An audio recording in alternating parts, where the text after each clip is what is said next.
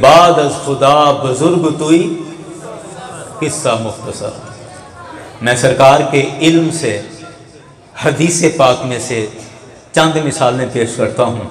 سب سے پہلی آپ حدیث سنیں، انشاءاللہ آپ کا ایمان تازہ ہو جائے گا۔ آپ نے یہ حدیث 20 مرتبہ سنی ہوگی، اس فقیر سے سنیں، آپ کا دل خوش ہو جائے گا۔ حدیث کیا ہے؟ ابھی میں شروع کروں گا، آپ میرے ساتھ پڑھتے چلے جائیں گے۔ بڑی آسان اور 20 مرتبہ سنی ہوئی مشہور حدیث ہے، لیکن اس حدیث پر جو یہ فقیر کلام کرے گا وہ آپ ذہن میں بٹھانے کی کوشش کیجئے گا۔ میرے مصطفیٰ کی بارگاہ میں ابو جہل آیا، سمجھ گئے؟ ابو جہل آیا، مٹھی میں کچھ لے کر آیا اور آ کر کیا کہتا ہے؟ اگر آپ اللہ کے نبی ہیں تو بتائیں میری مٹھی میں کیا ہے؟ میرے مصطفیٰ نے کیا فرمایا؟ سنیں میرے مصطفیٰ نے فرمایا میں بتاؤں تیری مٹھی میں کیا ہے، یا جو تیری مٹھی میں ہے وہ بتائے کہ میں کون ہوں؟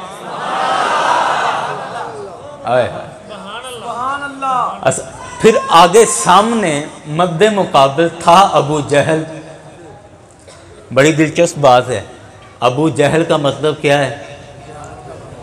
سوکھے لفظوں میں کر لو، جہالت دا ابا۔ ابو جہل کا مطلب کیا ہے؟ بولو، جہالت کا باپ۔ اور آپ کو پتہ ہے پورے مکے میں اس کو ابو الحکم کہا جاتا تھا، پورے مکے میں اس کو ابو الحکم کہا جاتا تھا۔ حکم حکمت کی جمع ہے، مطلب سیانیاں دا پیو۔ سارے مکے والے کیا کہتے تھے؟ چلو پنجابی چ کہہ لو، سارے مکے والے کیا کہتے تھے؟ سیانیاں دا پیو۔ میرے مصطفیٰ نے ابو الحکم کو ایک دفعہ ابو جہل کہا کہ تو سیانوں کا باپ ہے، نہیں تو جاہلوں کا باپ ہے۔ میرے مصطفیٰ نے ایک دفعہ ابو جہل کہا، ساری دنیا ابو الحکم کو بھول گئی، ابو الحکم کو بھول گئی۔ اب جہاں مرضی ابو الحکم کہو، کسی کو کچھ پتہ نہیں چلتا، ابو جہل کہو تو سب کے دل سے لانتیں نکلتی ہیں۔ سب کو پتہ ہے سرکار کا دشمن تھا۔ اچھا آیا سامنے، اصل میں بات کیا چلے، سامنے تھا کون؟ ابو جہل، بے وقوفاں دا ابا۔ کیا؟ او کہہ لو۔ اچھا سامنے وہ تھا، اپنے تائیں سمجھا، یہ میں کیوں کہہ رہا ہوں بھی آپ کو سمجھ آ جائے گی۔ اپنے تائیں سوچا، جب سرکار نے فرمایا نا کہ میں بتاؤں تیری مٹھی میں کیا ہے، کہ جو تیری مٹھی میں ہے وہ بتائے کہ میں کون ہوں، تو ابو جہل تھا تو سمجھا کہ لے ہون پھسئی بھی، جو میری مٹھی میں ہے وہ کیسے بتائیں گے کہ یہ کون ہے؟ اللہ اکبر۔ کہنے لگا جی اگر ایسا ہو جائے کہ یہ بتا دیں کہ آپ کون ہیں تو میں مان جاؤں گا کہ آپ اللہ کے نبی ہیں۔ میرے مصطفیٰ نے ایک دفعہ نگاہ نبوت سے دیکھا، مٹھی میں جو کنکر تھے، کہنے لگ گئے اشہد ان لا الہ الا اللہ و اشہد ان محمد رسول اللہ۔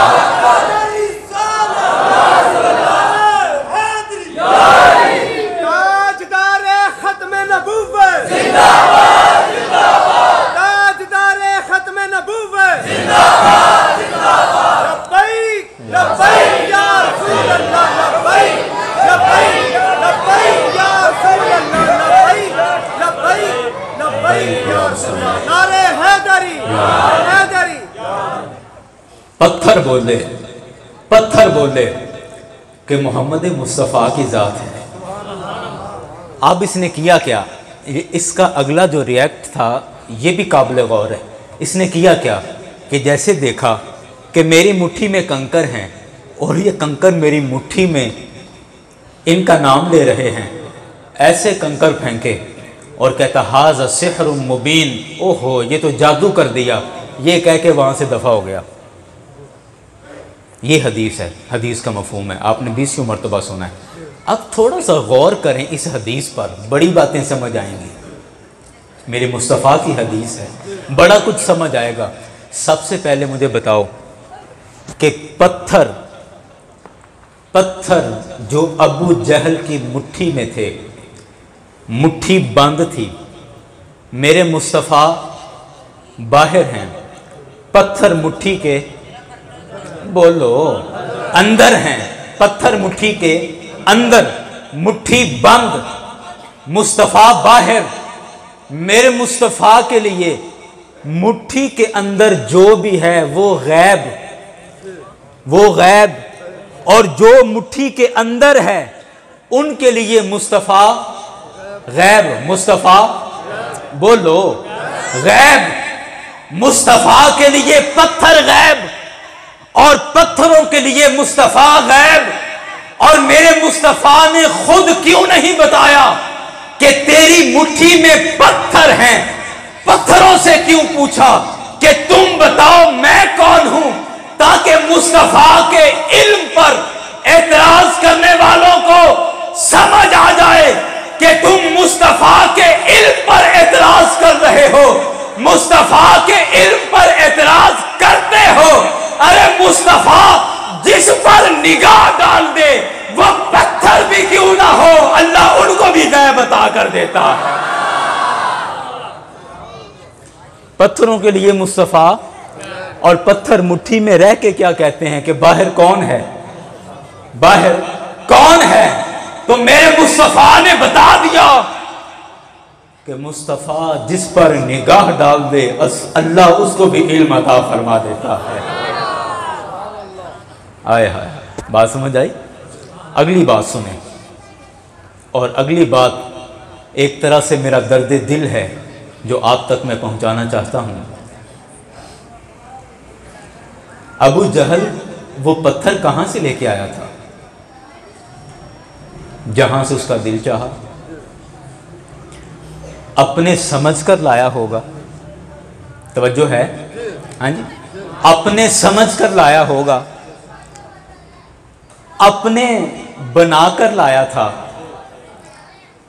اپنی مٹھی میں بند تھے۔ آئے ہائے ہائے، لبیک کی صدا آئے گی جب میں اپنی یہ گفتگو مکمل کروں گا، اور انشاءاللہ ضرور آئے گی کہ آپ کو پتہ چل جائے گا کہ مصطفیٰ کا نام لینا کتنی بڑی سعادت کی بات ہے، کہ وہ پتھر کافر کی مٹھی میں ہیں،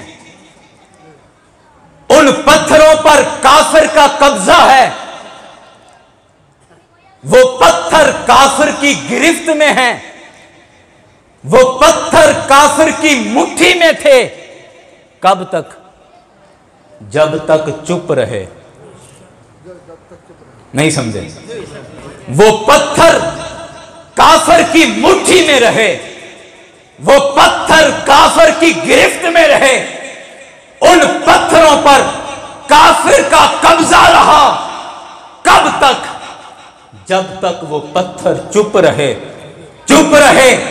اب آپ نے چپ نہیں رہنا کہ پتھر جب تک چپ تھے، کفر کی مٹھی میں تھے، جب میرے مصطفیٰ کا نام لیا، مصطفیٰ کا نام لیا، ابو جہل نے کنکر پھینک دیے، مصطفیٰ کے قدموں پہ گر گئے، پتھروں